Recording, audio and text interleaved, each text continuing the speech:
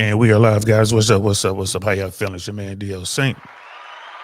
Hope you guys are doing all right. I hope you guys are doing well. We are going on.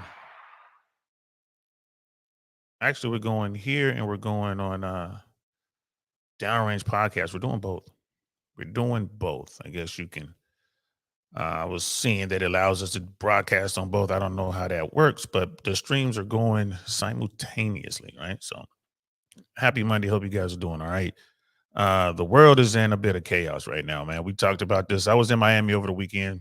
Saturday, I went on Instagram Live and was talking about what's going on in Israel, and more details have come out. So we'll touch on this a little bit. Um, this is definitely something we're talking about. People need to understand how this affects the entire planet. It's not just something that's going on in the Middle East. It doesn't just affect the Palestinians and Hamas and Israel. It affects everyone. And yeah, so we're just gonna get into it. We'll start with and I'm not doing any intros and all that kind of stuff. I'm just gonna just kind of get into it. We'll start with uh Associated Press, October 9th, 2023. And this says 20 minutes ago in here, but it's actually longer than that. It's just kind of a timeline. It's probably closer to maybe 40 minutes, maybe close to an hour ago. But a map of Israel, the Palestinian conflict. Actually, this is up to date. Um, it kind of talks about that. See, 6 minutes ago, Turkey's leader holds call with Palestinian and Israeli presidents, right? Because again, this affects the whole world. Like everyone wants this to not happen. 33 minutes ago, European leaders and U.S. president plan to discuss Israel. 48 minutes ago, international aid group warns of utter disaster in Gaza. Yeah, it's going to get ugly over there. For those who don't know the history of this conflict, man, it's long and bloody. France reports uptick in anti-Semitic acts. Again, that's probably going to be on the rise all over the world. Military group says it sent gunmen into Israel from Lebanon, right? So you got like Lebanon, you got Egypt, Saudi Arabia. These are some of the countries that border Israel and Gaza. And again, Israel's going to really take a look at where they failed, where their intelligence failed, where these rockets and weapons, ammunition came from, who helped Hamas, and they're going to go after them. They just keep it 100. Egyptian university students rally in support of Palestinians. There's a lot of talk of, like it's a lot of people, the Palestinians, man. They're just regular folks who are caught in the middle of all this. It's terrible, man. Um, UN agencies near capacity for displaced Palestinians in Gaza. So yeah, there's not going to be a lot of food, water, resources inside of the Gaza Strip because Israel has shut it down, and it's going to be hard for organizations like the UN and other agencies to get in and help because Israel doesn't take any chances. Like, the way they got here was basically through them being, taking a softer stance and listening to the rest of the world trying to help their situation. And I don't think they're going to do it again. So the Associated Press has a really good timeline of the stuff that's going on over there. Definitely worth checking out. It talks about the death tolls are still rising. Israeli military ordered a complete siege of the Gaza Strip on Monday, halting deliveries of food, fuel, and supplies to its 2.3 million people as it pounded the Hamas ruled territory with waves of airstrikes and retaliation for the militants' bloody weekend incursion. And that's another thing, too. You got to understand that there were elections not too long ago, and the people voted Hamas into leadership. Free, fair, democratic elections. Some years back, this was under the Bush administration, W. And, when you have a democratic process, you can't control who people choose to lead them. They chose Hamas. And Israel kind of was stuck with the choice. And this is what happened. I mean, here we are. So, Hamas is the leader, of, the people there. And they initiated this attack. So, I mean, it is what it is. And I'm not sure how the okay. I am sure now. Okay, this is my first time, broadcasting live on both platforms at the same time. And you guys know I don't normally go on this early, but I wanted to cover this real quick. I'm gonna be doing this periodically throughout this conflict. And I was just seeing, as far as content, as comments and stuff come in, I guess it'll show me in what platform people are sending comments in. So cool. My bad. Just a little note keeping for myself. Um, more than 2 days of Hamas launched. More than 2 days ago, I'm sorry, more than 2 days after Hamas launched their surprise attack, the Israeli military said it had largely gained control of its southern towns where it had been battering Hamas gunmen. So, like, it seems like Israel has, the IDF, initially rallied and were able to counterattack and take back the cities that were lost to Hamas. Israel's vaulted military and intelligence apparatus was caught completely off guard by Hamas, resulting in heavy battles in the streets for the first time in decades. So, and that's according to the Associated Press. Yeah, man, like Israel got caught sleeping for real, and which is rare. That's really rare. I mean, Israel is just known for their intelligence gathering capabilities. They're known for being extremely competent in this sort of thing. Israel is in a part of the world where they're surrounded by enemies and they can't afford to have mistakes. And this was definitely a mistake. So yeah, let's see. So you guys know I watch Breaking Points all the time. They Kristen and Saga do a really good job over there. And let's check out what they have to say about what's going on now. And their headline is 100,000 Israelis have mobilized for Gaza siege. That's 100,000 soldiers. Like I said, once Israel had, declared war, all of the citizens, like all of the reserve soldiers, everyone shows up. They're in the process of getting their ground troops on the ground, like their soldiers on the ground, and that's going to completely change what's the situation in Gaza. So let's check this out. Good morning, everybody. Happy Monday. We have a very solemn and a somber show today to cover what's going on in Israel and Palestine, Gaza. What do we have today? Indeed, we do. We're looking to cover this from all angles this morning. I really encourage you, if you can, to watch this show or listen to this show as a whole. We're going to bring you through the very latest, as best as we know, of what is going on the ground right now after those horrific Hamas attacks on Israeli citizens. We're also going to bring you into, what led up to this moment, some of the history that brought us here so that everybody has a bit of a fuller picture, fuller context. And we're going to bring in some experts to understand the Israeli domestic political situation, how that might impact their reaction moving forward. And also experts, Dr. Parsi, who we've had on the show many times before, to help understand the geopolitics of this situation and what it might mean for the broader world, which is very significant as well. Of course. So yeah, as I said, we would really encourage people to either listen to this in full. Obviously, we put it out full to be able to watch for our premium subscribers, both on Spotify and on YouTube. But you can also listen to it for free as a podcast as well. Well, of course, we'll still post the clips in order to keep everybody updated, as soon as possible. But if you are able to, I genuinely would recommend listening to it in full. We're going to start with the very, very latest as of this morning, around 7:30 Eastern time, just so everybody understands in case anything happens after this. What do we have right now? That's right. So as of this morning, we have a little bit of a glimpse at what the Israeli reaction might be as that's starting to take shape, both the size, scope, and shall I say brutality of it. We have a spokesperson from the IDF announcing 100,000 Israeli troops have been called up. Let's take a listen to a little bit of that. That's the situation now. We have mobilized, we have called up approximately 100,000 Israeli troops. They are now organizing and preparing to launch an attack at Hamas in Gaza. And as we speak, we are also striking their military targets inside the Gaza Strip.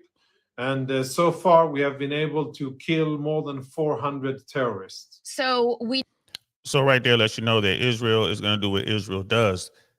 They're coming for these people, bro. They're coming. They're not asking any questions. They don't care. They're going to go do what they do. This attack was complete in its scope. I mean, the Israeli government had no idea that it was going on. And it just sounds like there was some huge holes in their intelligence gathering apparatus, which obviously has to be the case. I ain't gonna lie to you. I am shocked, just like most of those everyone in the world is shocked. Like, whoa, how did Israel not see this coming? And the thing is, the reaction, like what Israel is about to do, is going to be brutal. Is going to be swift. They're not going to stop until they've accomplished all of their goals. Whatever the mission is, whatever the objectives are, they're going to accomplish those objectives. They're going to thoroughly occupy the Gaza Strip. This is just coming from a guy like, I don't know that much, man, but like I said, I've interacted with military types from Israel, IDF guys and stuff like that. When you strike Israel, I mean, you got to know what you're doing. I don't know why Hamas would do something like this. And the people who are really going to suffer are going to be those civilians who are just caught there. They can't go anywhere else. No other country will take them in, and we're gonna see and hear a little bit about that as well. We know as of this morning, some of the targets that have been hit within Gaza include a mosque that was in a densely populated part of the Gaza Strip. Of course, Gaza is some of the most densely populated places, one of the most densely populated places on Earth. There was also a strike of a marketplace. A number of apartment buildings and other targets have also been leveled based on what we know this morning. In addition, put this up on the screen. They have announced, as Israel's defense minister announced, that Gaza is going to be put under a complete siege. Now, Gaza has already been under a brutal blockade now for 16 years, which has caused massive problems in terms of access to food, water, basic supplies, poverty rate, unemployment rate, et cetera. This, though, goes much further. The defense minister saying specifically no electricity, no food, no water, and no fuel as Israel begins their response to those horrific attacks on Earth. Yes, that's right. And like what they're doing, and that's total war. That's just how it's done. But it's going to be brutal. This is going to be horrific moving forward. And again, I know a lot of people are like, man, why are you showing this, man? We want to hear about, what did you do in Miami? What's up with the 304s down there? What's up with where can I find a good woman? How come these dudes are simps? I mean, I know that's what we normally talk about here on Downrange Podcast, man, among other stuff. We talk about AI, talk about science and all that other stuff. We don't really talk about war that often. Downrange Podcast, that whole podcast, that's all it's about is politics. So over there on Downrange, that's all you're going to hear about moving forward, probably for the next 3 to 6 months. It'll be all this stuff, like what's going on in the Middle East, how it's going to affect everything else. This is going to affect Wall Street. There was already initial reaction on Wall Street. It was down. This is going to affect the price of oil. This is going to affect, the U.S. dollar around the world. This is also going to affect the way our allies and adversaries view America. Remember, we don't have a Speaker of the House. Like, if Matt Gaetz had his way, the government would be shut down right now. So we got a lot of issues over here, and people tend to forget that whatever happens in America affects the rest of the world, and this is part of that. But the way Israel gets down, ain't no stopping them right now. It's no stopping them right now. And if they find out other nations were involved in this attack, it's not going to be just contained to, Gaza and the Gaza Strip. So if, there's talk that other countries were involved and helped out, and we're going to get into that in a second.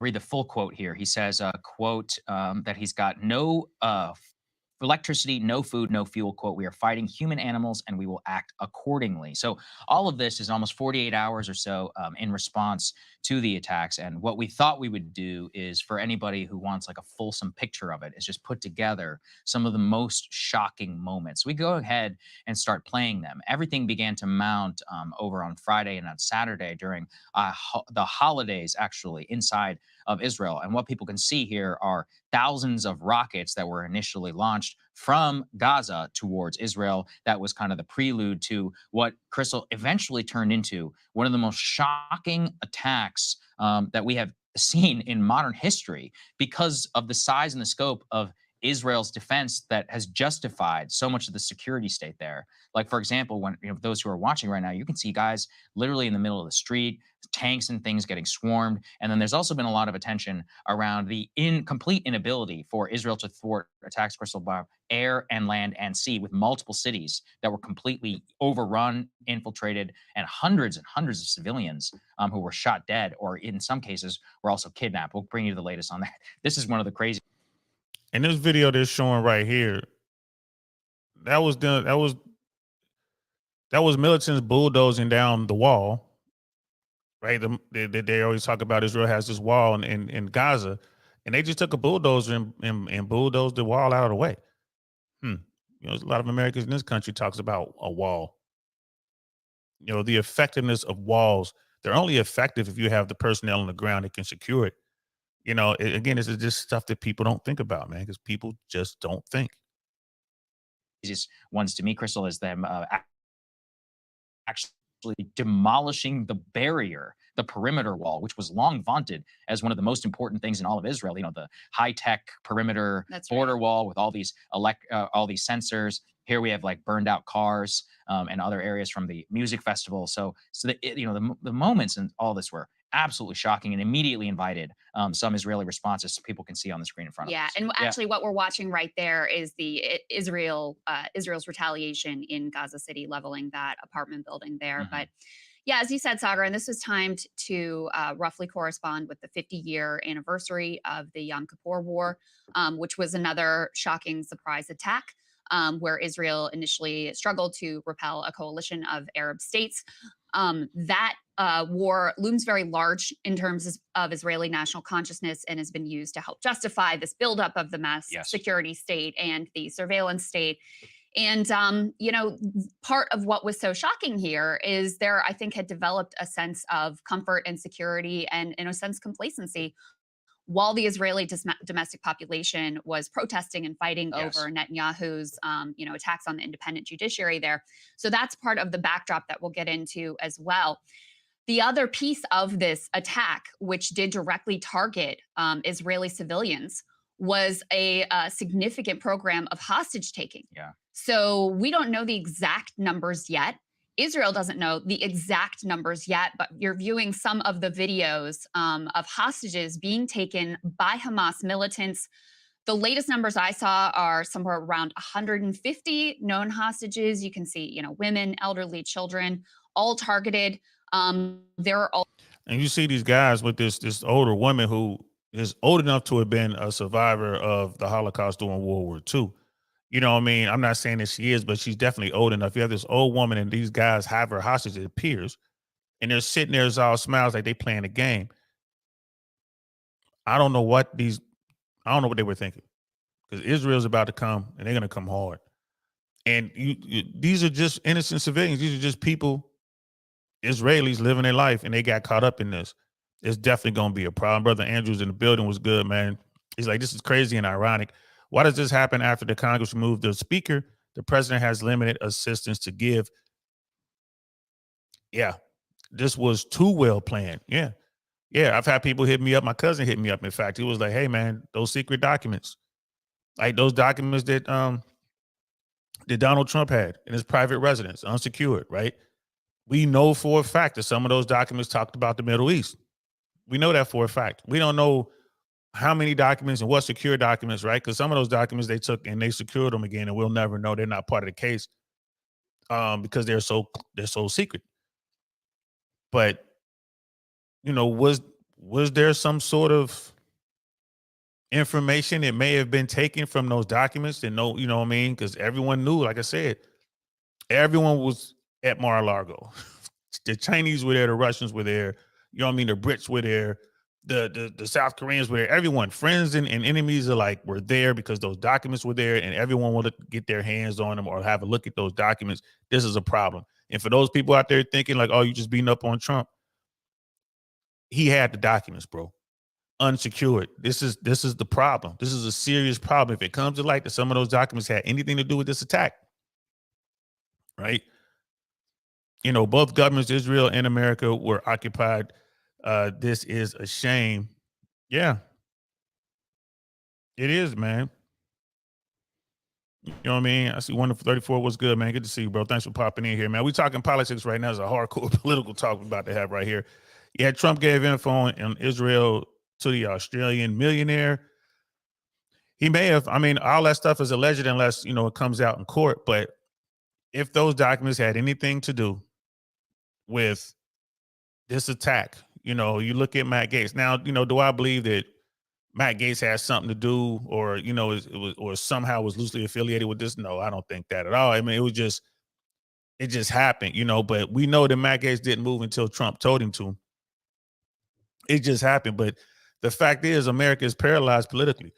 They can't even get together and just have a resolution that states to condemn this act. They can't even do that because they don't. There's no leader.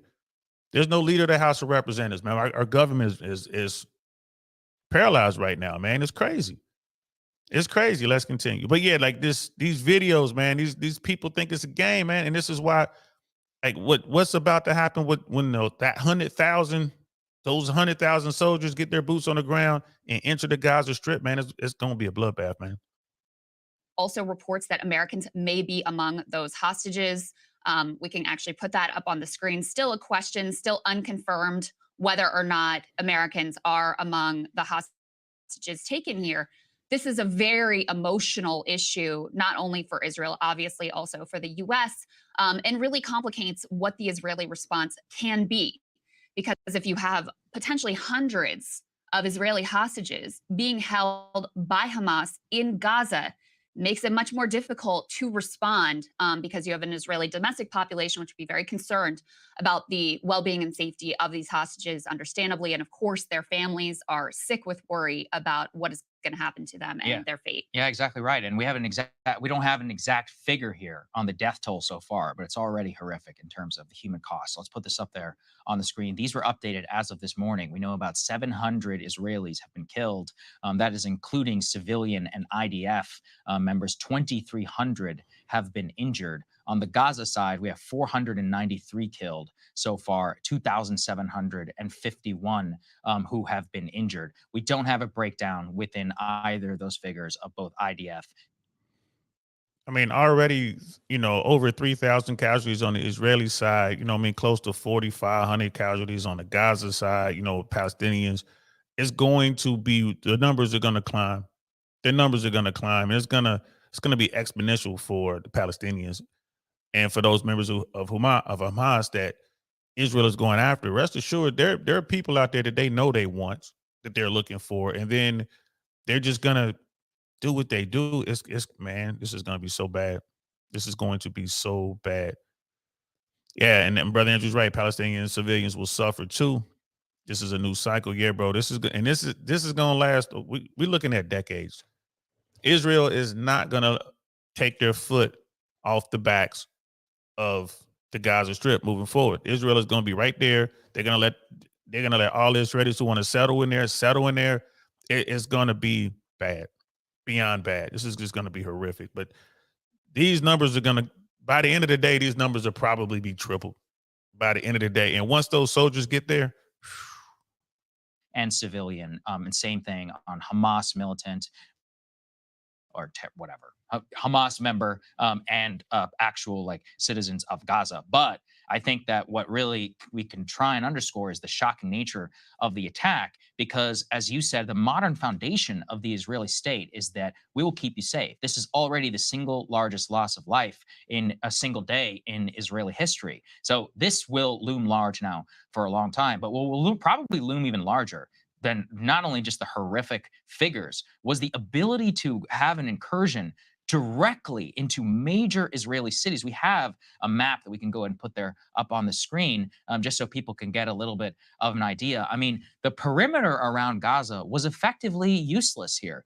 You can see how Hamas was able to go into multiple major populated areas, all in southern Israel, that all surround the Gaza Strip, and not just ones directly across the perimeter, but also, I mean, several miles into Israeli territory. And they were able to terrorize, to shoot, to kidnap many people who were inside of that. They also, their rocket ability is one which has been posing some major tests for the Iron Dome. If we want to go and put the next one that is up there, you can see that rockets were launched from Gaza all the way up to Tel Aviv, to the capital. One of the videos that we showed was Ben Gurion International Airport, which is a major airport inside of Israel, which had to shut down, and passengers actually were on the tarmac. Rocket strikes all the way up and down the capital, major cities like Ashdod. We also had attacks like towards Jerusalem, where Iron Dome.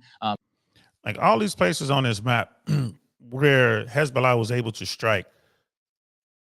I mean, well outside of Gaza, well outside the Gaza Strip. I mean, Israel was secure that they had everything locked down. And for something like this to happen is just insane. It's just insane that they were able to do this. This type of attack took a ton of planning. They needed a lot of intel.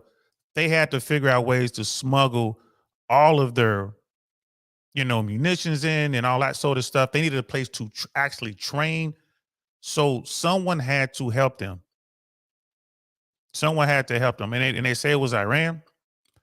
There might have been some other countries who were just kind of like, they knew what was going on, but just like, I doesn't, we ain't gonna pay attention to that. That ain't our business. It probably had that going on. I dropped in the chat a link to the Downrange Politics podcast. And Downrange is we're simulcasting right now. I'm doing this show today on I Really Want to Know, but moving forward, every day moving forward, these type of shows will be on Downrange. So if you guys definitely want to check that out, hit that link, subscribe, hit the bell over there, and I'll be just coming up as often as I can to talk about these things. Trust me, there's going to be a lot to talk about in the Middle East. There's going to be a lot to talk about in the Middle East. And this is also going to have an effect on what's going on in Ukraine with Russia. It's going to, we got to see what China's going to do. You got to keep your eye on North Korea. Like, what are they going to do? This is a big thing. This is a big thing. Brother Andrews, like, can a security perimeter been made weak due to a lack of security to the extended modern Israeli border? I think it was just well planned. I think that my take on all this is this: the Israeli authorities they're like, man, this is cool. Everything's under control. This was going into like a holiday weekend, I believe, over there. They weren't even thinking like, hey, something could happen. This is the 50th year of the Yom Kippur War. That was a surprise attack. There was, you would think you would be on heightened alert just for that, but just you can see by the response and the mobilization that Israel wasn't ready at all.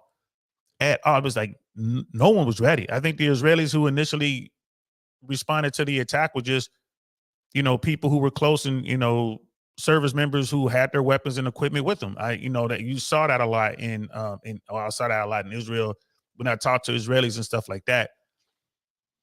I can remember buddies of mine, like I've never been to Israel, but I have buddies of mine who served over there. I've worked with Israelis, I've trained with them, but I've never been in Israel. And, they were telling me like, yeah, people just walking around in civilian clothes with their weapons. It's just, that was part of the thing. And this was back in the 90s. A buddy of mine who served over there, like, man, the women are beautiful and they're walking around with weapons. So I'm like, what? Like, yeah, they're all soldiers. So maybe you had some of that where you just had people who had their gear. The attack happened. They just kind of, they rallied up and then they went to go do what they had to do. So, man, I just think they dropped the ball completely. Brother Dino's in the building. Was good. Like, DL, did you see the micro gliders taking off with rifles? This was a month long in the planning, like you said. Yeah, man, bro. I didn't see him take them off, but I saw him landing. CNN was showing footage of those gliders, those micro gliders, where guys, armed with, assault weapons, right, geared up, and they landed at some sort of festival, man, some sort of concert, and they attacked the concert goers, mostly kids, like kids being young adults, just there to hang out and party. No weapons, no nothing, no real security. It was a massacre. I mean, there's reports of hundreds of people being piled up, and after being massacred, there's stories of some of the kids, because this was in coordination with the rocket attack. So a lot of the people who were there for the concert, they were going to these bunkers, these concrete bunkers, cement bunkers or whatever, seeking shelter from the rocket attacks. And you had allegedly Hamas militants, foot soldiers, go into the bunkers and just shoot everyone in there. Right. And there was other things they were doing to the women, if you know what I mean. It's a very YouTube unfriendly word, but that was going on allegedly. There's a lot of that going on. Just indiscriminate shooting and capturing people. And again, we've already seen a video of people being kidnapped and held. These are all civilians. Running gun battles in the streets. There are reports of, Hamas members going door to door, attacking Israelis in their homes near the border. And there was, reports of, men standing the ground and fighting to protect their families. They had doors like these secure doors that Hamas couldn't breach for some of these families, and they would be outside saying, "Hell, real Israeli soldiers, open up." So there was that going on. Again, these are reports from the initial attacks. All this information will definitely, come out and be confirmed as this continues. But again, we haven't seen anything yet. 100,000 Israeli soldiers are on their way to Gaza. This is definitely going to be a humanitarian disaster. All the civilians inside, all the Palestinians, men, women, and children, like old men, old women, kids, people who got nothing to do with this.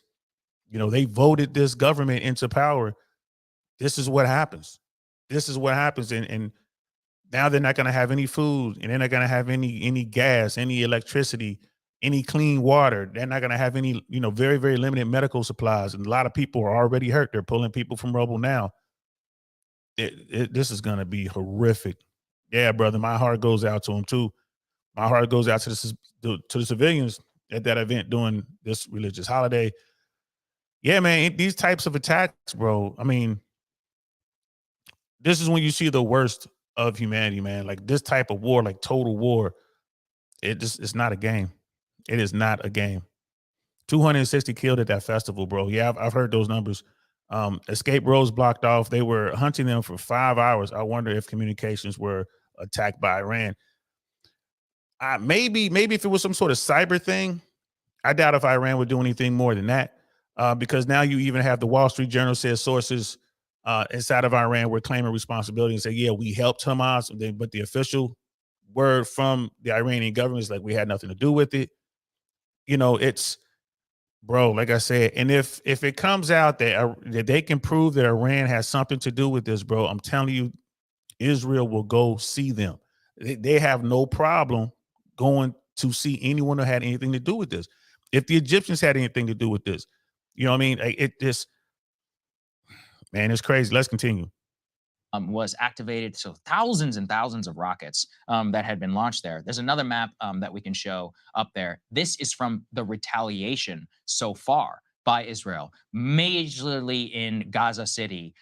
As Crystal said, though, it is difficult, I think, for people who are not familiar with this to understand Gaza's dense population. Gaza is the third most densely populated place on Earth. There are 2.2 million people who live in this tiny strip. And honestly, if you haven't seen it with your own eyes, it is shocking. And I never got to go inside Gaza. I could only see like quote unquote into Gaza. But I mean, this is like Tokyo level of population density, which is it comes through a bit in the videos and all of that. But that's why, basically any time a munition strikes within there, there's just going to be like 100 civilians everywhere, which Hamas uses to its effect. And also, of course, it's going to invite criticism on the Israeli response. It's just it's a nightmarish situation. Well, when you right put, now. Again, this. Hamas surrounds themselves with civilians. When they do these things, they know Israel's going to retaliate and they don't care. This is the problem. This is why, these type terrorists are just they're so bad, bro. I'm trying to keep my language as YouTube friendly as possible, but Israel doesn't care. America might care. American politicians might care. American warriors don't. Anyone who's on the ground, anyone who sees what's going on, then you're not going to care. You're going to do what you have to do. And I can tell you stories in every American conflict. Well, where people would try to use human shields, or people would, use the white flag and then come out and actually attack and whatever. And American warriors didn't care. You get one time to do that. Oh, you violated that. Okay, no problem. Deal with the rest of them with extreme prejudice. It's the same thing's going to happen right now in the Gaza Strip. And all those Palestinians who have nothing to do with this, they're not part of Hamas, but they're just, they're going to be on the receiving end. And it's horrible. It is absolutely horrible. So just real quick, I want to shift gears. Breaking Points, if you guys haven't checked out Breaking Points, you should really check them out, especially now. They're going to do a really good job of covering this. They actually did they had a breakdown of the history. So, and I think this would be good. The history of that region, Hamas rise to power. And so it's like a recent history of, how Hamas came to power, which is insane. Let's watch a little bit of this. And we're not going to watch the whole thing. It's about 21 minutes, but we're going to watch a good chunk of it. And it really gets into stuff that most people probably aren't aware of, especially here in America. We just don't really pay attention to this sort of thing. But now that, this war has broken out, now, it's front page news. So, of course, everybody wants to get as much information as they can. My brother Dino is saying each Iron Dome battery reportedly costs $100 million. And each interceptor missile around $50,000. I hope they have missiles stockpiled. I'm sure they do. But as soon as those foot soldiers get there, the Gaza Strip, man, they're going to find all that stuff. They're going to find all the stockpiles. They're going to find them. They're going to find them. You fire it off, it's going to be, now you have soldiers right there that, quick reactionary forces. They're going to come over there, completely, saturate the area. I'm telling you, it's going to be an Israeli soldier on every block in Gaza. From the north to the south, from the east to the west, they're going to lock that down. They're going to hunt down. They're going to find who they're looking for, and they're going to deal with them. So, and that's a lot of money. Where'd that money come from? People are saying that came from Iran. And a lot of Republicans here in America are trying to blame the current administration. It's what they do. Kevin McCarthy was on Fox talking. Kevin McCarthy is the former Speaker of the House of Representatives.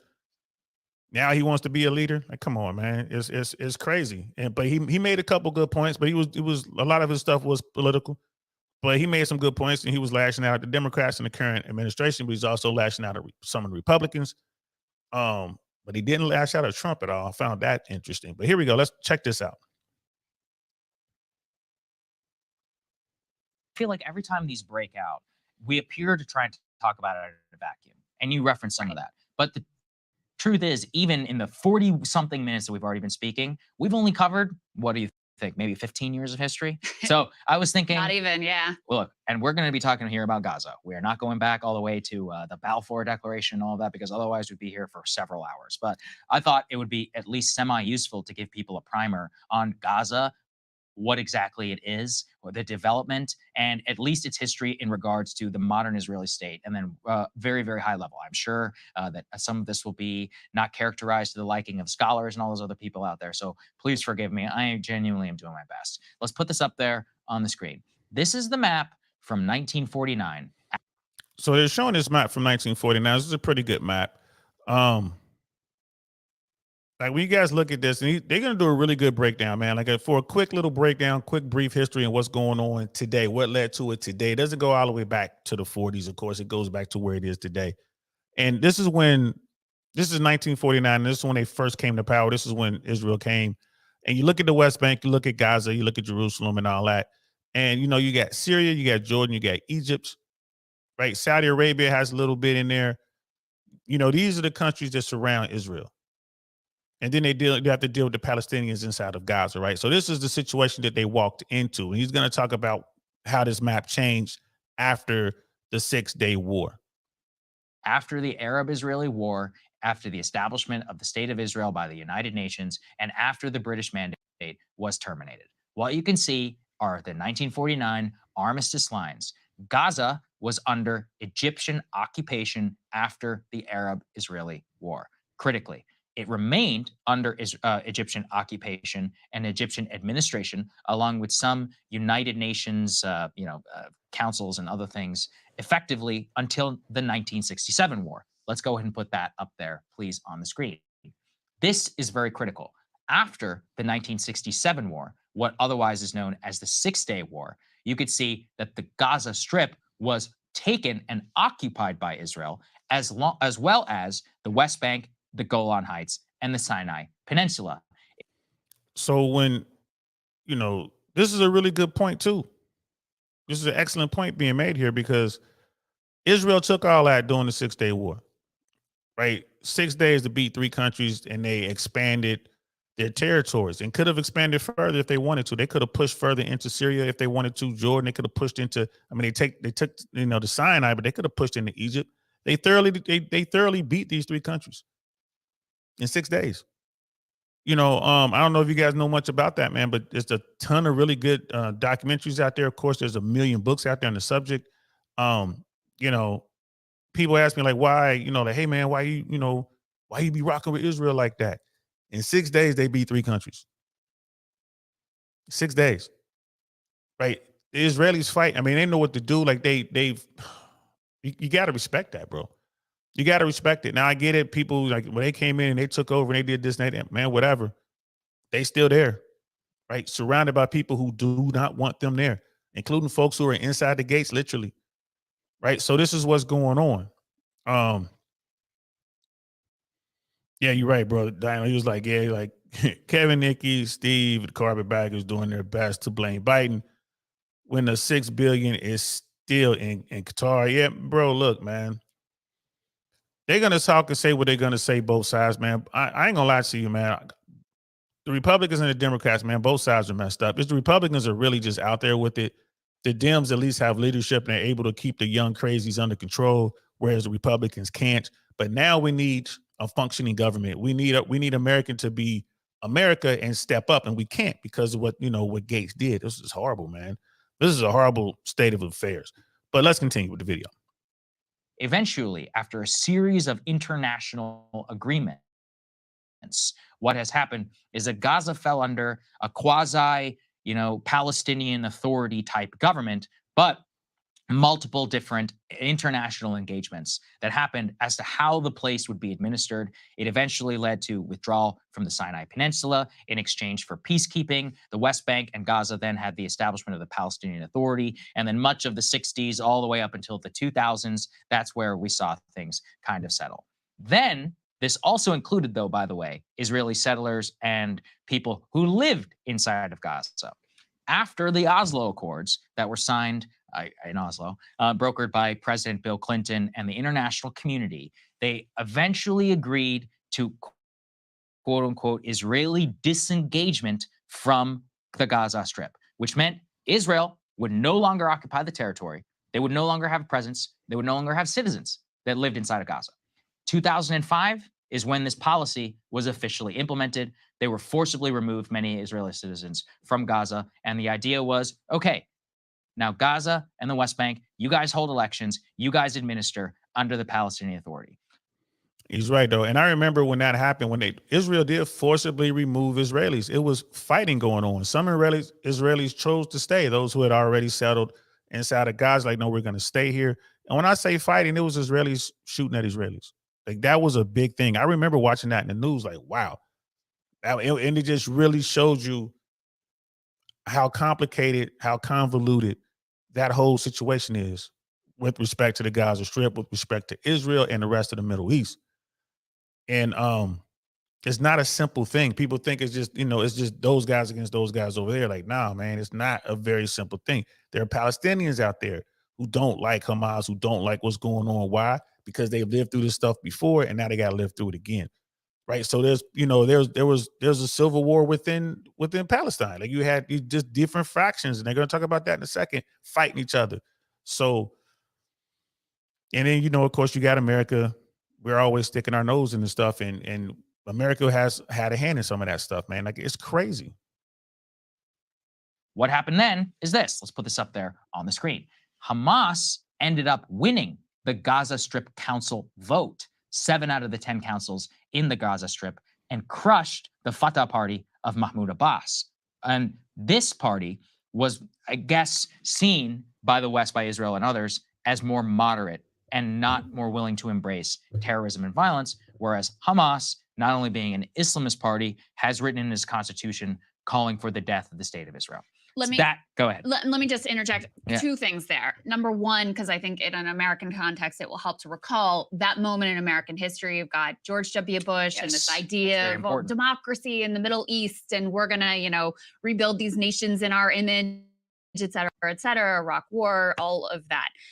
And so the idea here from the Bush administration was, we'll have these elections. We will force it because we're also doing Iraqi elections at this time, which comes at the Bush second inaugural, which was all about democracy promotion. And so in any case, they get a result that they do not like. Yes. And being the U.S. can't accept that there's a result that they do not like. So they actually got involved in meddling and trying to back up Fatah after Hamas had won the election.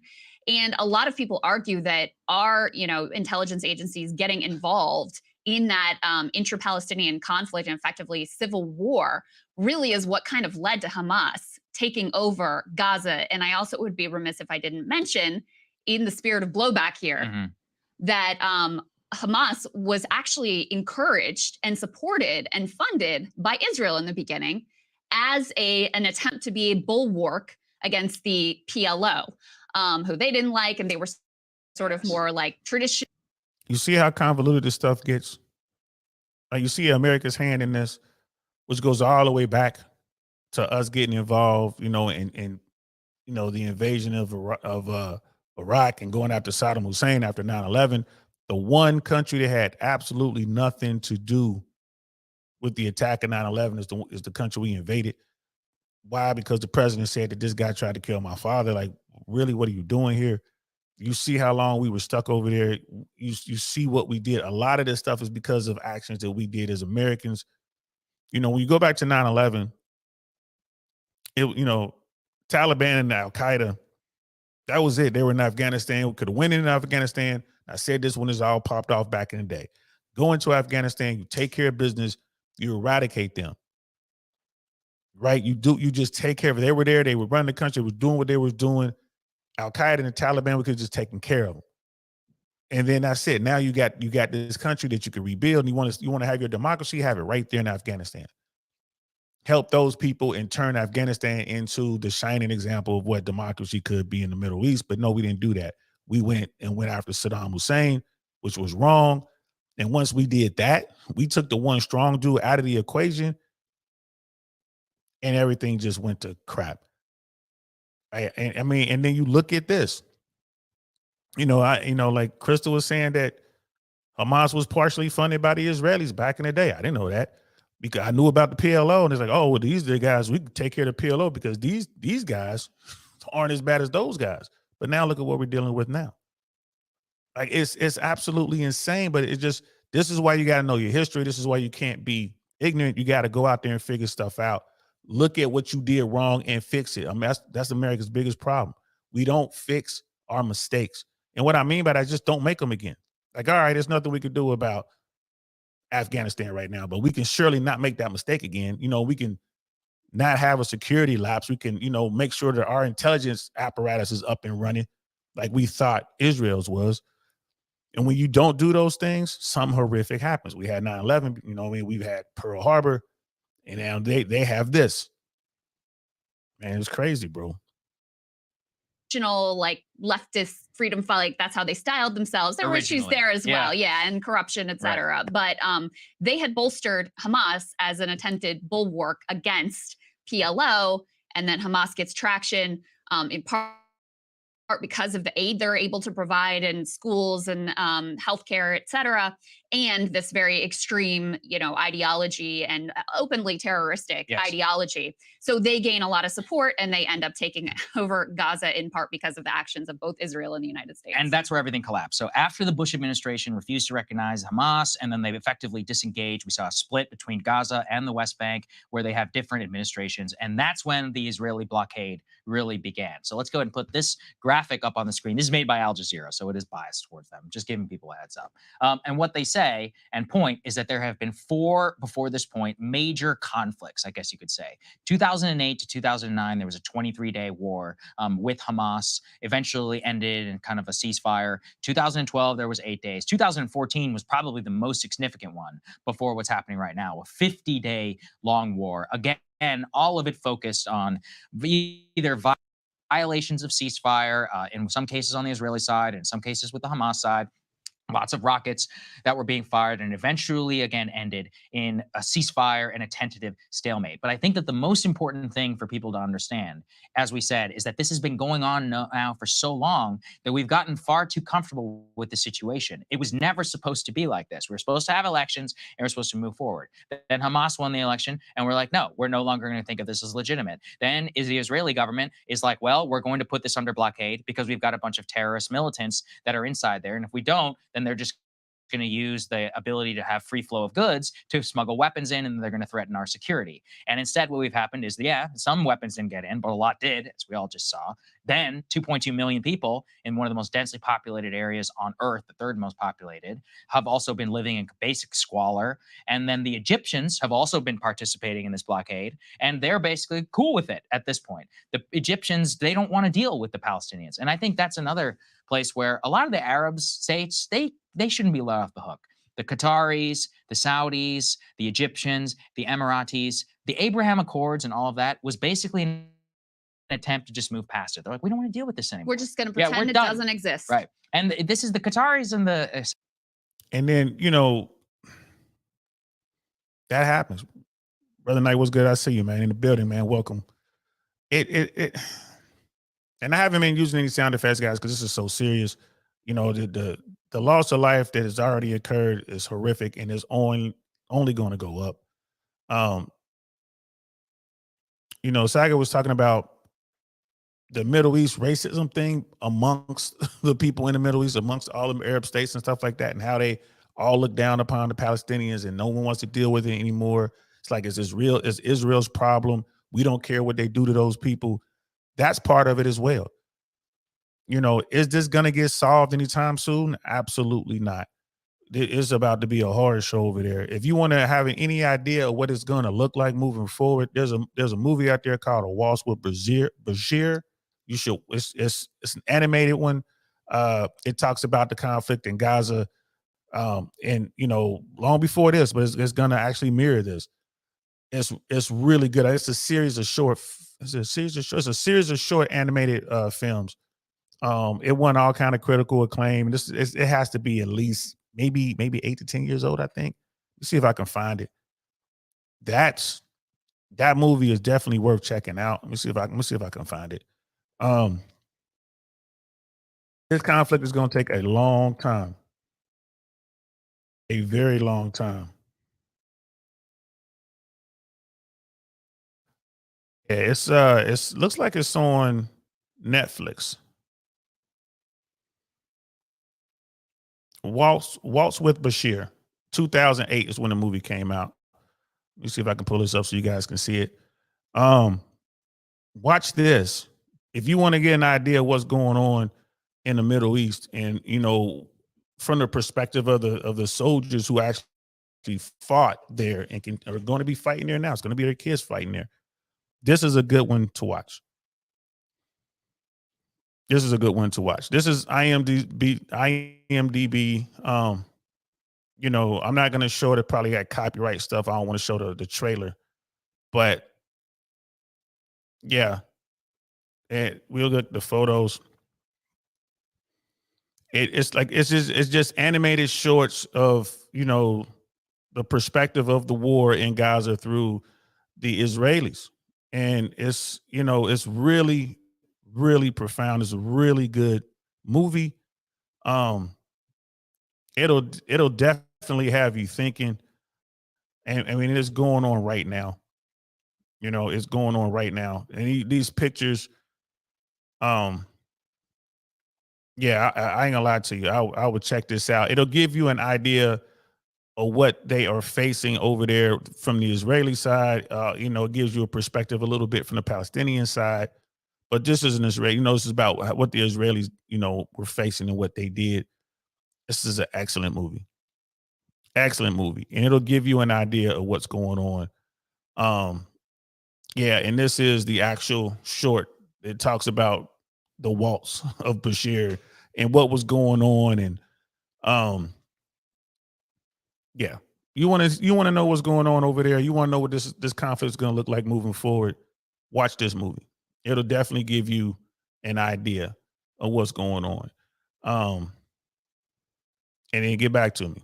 So from now on, like I said, I pinned in the chat, I pinned the link to Downrange. So check that out. Downrange Politics Podcast. That's where I'm going to be covering all this stuff moving forward. So if you want, if you really want this, this content, please like and subscribe over there. Subscribe or just, be on the lookout for it. And I will be talking about this probably every day, at least couple, 3 times a week, because this is going to be ongoing.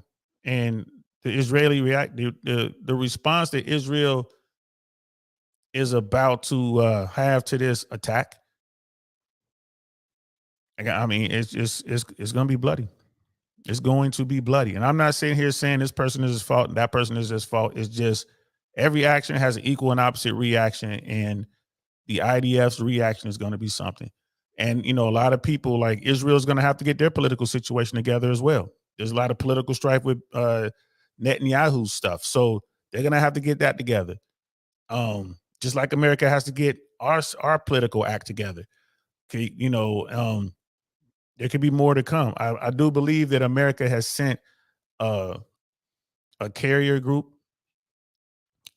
to the region. I think that happened. Don't quote me on it. I believe I saw a headline stating that.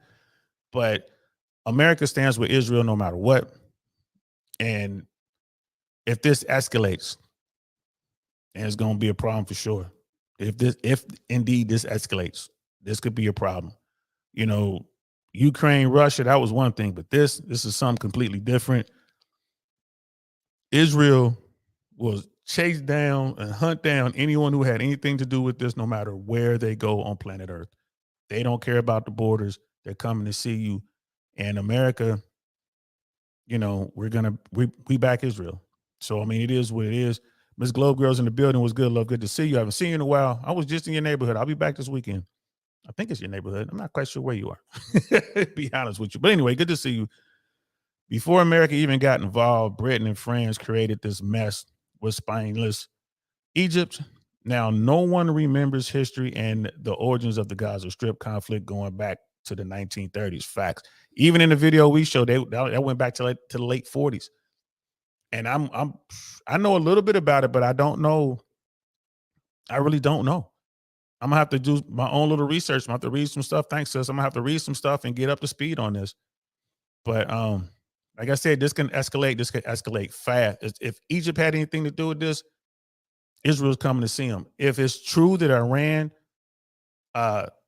financially backed, equipped, and trained Hamas to carry out this attack, yeah, there's those in America be talking about going to war with Iran since the 80s.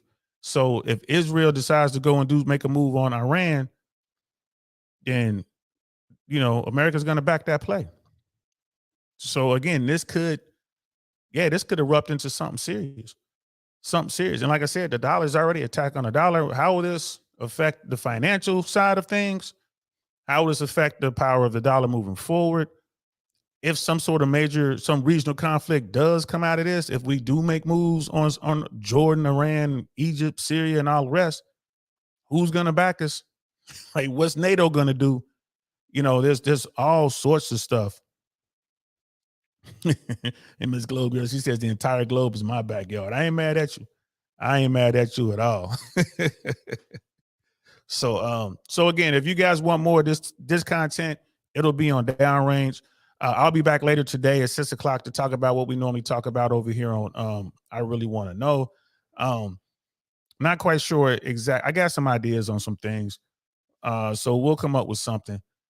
But yeah, this is going to be crazy moving forward. I'm going to do my best to cover it as best I can. But like I said, if you guys get some information, please send it to me. You can send it to me via Instagram, or you can just come up and put it in one of the you can come up and put it in one of the chats or whatever. There's my Instagram scrolling below. And we're going to keep our eyes on this. We're definitely going to keep our eyes on this one. This has the potential to kind of, you know, grow into something big. As far as the timeline goes, I at least 6 months. Like, you know, Gaza Strip is not going to be the same. Israel's never coming out of Gaza. So it'll be at least 6 months of, you know, moderate to heavy fighting. And then, you know, the occupation is going to begin, and it's going to be what it's going to be. Definitely a humanitarian crisis. You know, as time moves forward, Gaza's not going to have any food, any clean water. They're not going to have any electricity. These things, no medicine, medical supplies. These things are going to be extremely hard to get. I'm pretty sure the UN and Red Cross and everyone else is going to get involved and do their best to help, but Israel might not let them in. It is, a support city. They have the water right there. So, maybe they'll set up, maybe America send over the hospital ship. They'll be able to help those people who are getting hurt. We'll see what happens. Your brother, I know there are 100 hostages in Gaza, probably more. It's probably more than that, bro. And a lot of those hostages aren't going to make it. We know this. A lot of them not going to make it. It's sad. This is a very sad situation, but hey, that's the world we live in, guys. These things happen. So, I'm going to leave it there. I'm gonna, just kind of wrap it up. Thank y'all for popping in. I know I jumped in at a random time. It is what it is. It's a Monday. I'm kind of getting my schedule back together. But yeah, if you want more content like this, please pop over. Like I said, to Downrange Politics Podcast. Please pop over there. The link's in the chat. I will also put in descriptions the videos we watched and the article from the AP. If you guys want to, watch those videos in their entirety or read that whole article, it'll be there. And yeah, I'll see y'all a little bit later, man. I'll see y'all in about 4 hours. We'll be back in 4 hours on I Really Want to Know podcast. Definitely we'll be talking about something more light, a little lighter than this. We won't be talking about this. And I'll definitely be back on Downrange talking about what's going on and keeping up to date on that. Hope you guys are having a good Monday. I'm going to talk to y'all later. Peace.